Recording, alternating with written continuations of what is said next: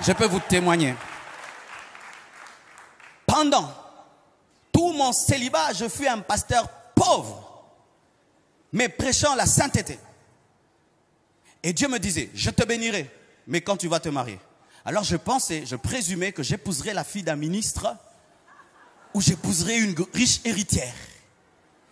Et le jour que j'ai vu ma femme, et vous savez comment je l'ai épousée? Ben, je tardais de me marier. L'église grandissait, mais le pasteur toujours célibataire.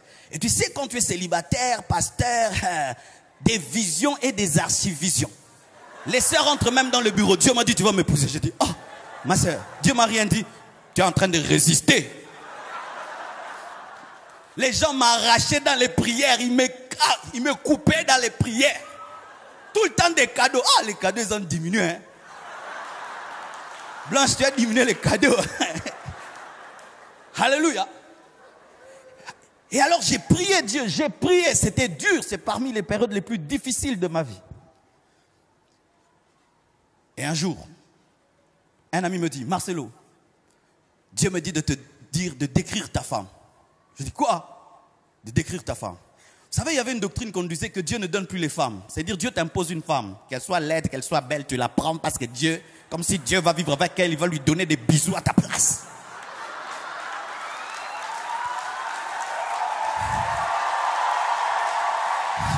Ne vous mariez jamais par prophétie. Ce n'est pas le prophète qui va vivre avec cette femme. Mariez-vous par amour. Même s'il y a la vision et la prophétie, tu dois l'aimer. Tu dois l'aimer. Vous voyez quand je la vois là, donc je sens.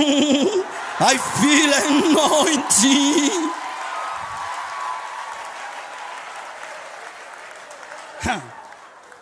Alors, j'ai prié. Il me dit, Dieu me dit que tu décrives ta femme. Alors j'ai décrit, j'ai dit ça va. Comme je suis court, il ne faut pas que les enfants soient courts. Que Dieu me donne une femme qui soit grande. Comme ça, les enfants profitent même de sa longueur. Que Dieu me donne une femme comme ça. J'ai décrit. Mais c'était une femme que j'avais jamais vue. Le lendemain, je vais au bureau en train de recevoir. Pendant que je reçois, en ce temps-là, mon bureau, il était bizarre. Il n'y avait qu'une porte de sortie, pas de fenêtre. Tout le monde était devant. Ah, nous venons de loin, bien-aimés. C'est trop loin.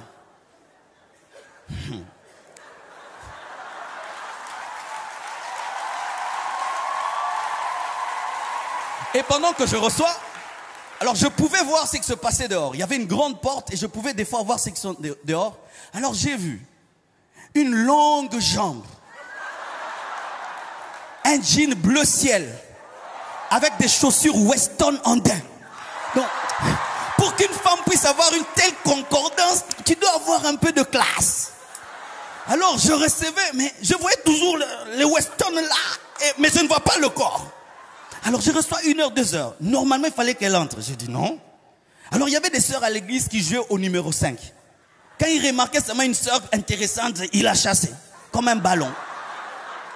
Alors j'ai appelé la secrétaire, j'ai pris autorité. J'ai dit, ma sœur, des fois il faut prendre autorité. Hein, il faut prendre autorité. Quand tu sens que c'est en train, tu es en train de dire, prends autorité. Ah, qu'est-ce qu'il y a? Alors j'ai dit, ma sœur, il y a une sœur là qui est dehors. Pourquoi elle n'entre pas? Oh, non, il y a longtemps qu'elle a duré. Vous la faites entrer. Quand elle entre, j'étais en train de se dire, mais c'est elle. C'est comme madame, voici cette fois-ci l'os de mes os, la chair de ma chair. Je dis, mais c'est la fille que j'ai décrite. Alors qu'elle s'assied là, elle parlait moi. Oh, mais c'est elle. Alors elle me parlait, Dieu l'envoie. Elle dit, Dieu m'a dit de venir te voir, afin que je lui donne ma vie, et que je lui donne toute ma vie, et que tu m'encadres. Quel encadrement!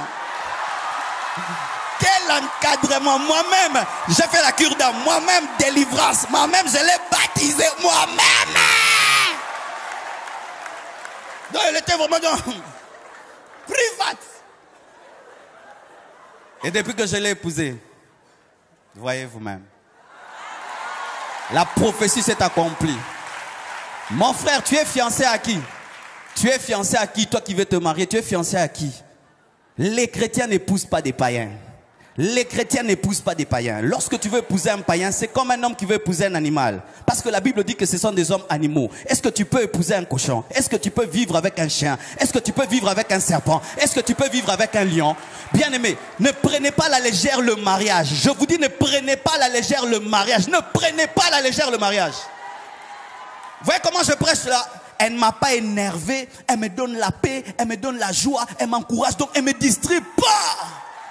Mais imagine, tu vas aller prêcher. Tu vas encore dire quoi là-bas?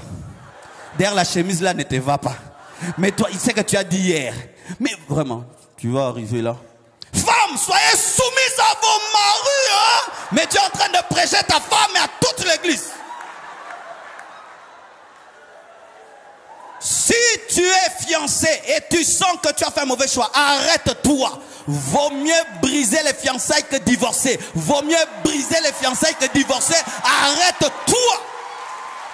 Le problème, c'est que lorsque vous êtes très amoureux, vous n'entendez plus. Mais vous devenez maintenant des philosophes dans les mariages.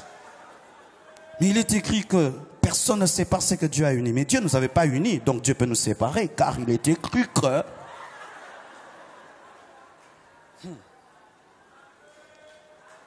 Si tu as trouvé la femme de ta destinée, l'homme de ta destinée, prends-en soin. Le problème des fois c'est quoi? Lorsque tu as une bonne personne, tu ignores sa valeur. Tu ignores sa valeur. Tu penses que ce n'est pas une grâce, c'est une grâce que d'épouser un bon mari. Un mari qui ne te trompe pas. Un mari qui te montre tout son salaire. Un mari, malgré que tu vieillis, il dit que tu es la plus belle. Un mari...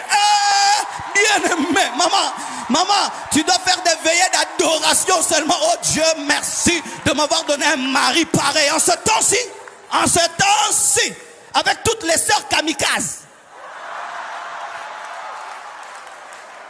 Tu as une femme soumise. Tu dis, chaussure, elle amène la chaussure. Chaussette, elle amène la chaussette. Pantalon, elle amène le pantalon. Papa.